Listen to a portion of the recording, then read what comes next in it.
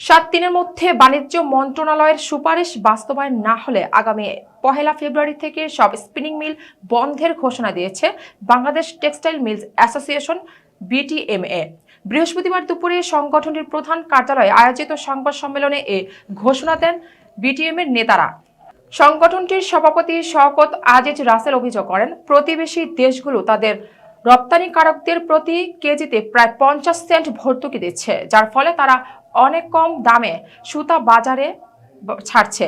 অন্যদিকে কোনো রকম ডিউটি ছাড়াই বন্ড সুবিধার আওতায় অবাধে সুতা আমদানির সুযোগ থাকায় দেশীয় মিলগুলোতে প্রায় 12,500 কোটি টাকার সুতা অবিক্রিত অবস্থায় পড়ে আছে।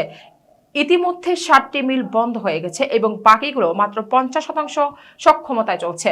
বিটিএম এর পক্ষ থেকে বলা হয়, বাণিজ্য মন্ত্রণালয় ইতিমধ্যে 10 থেকে 30 কাউন্টের কটন সুতা আমদানিতে বন্ড সুবিধা প্রত্যাহারের সুপারিশ করলেও জাতীয় রাজস্ব বোর্ড এনবিআর তা এখনো বাস্তবায়ন করেনি।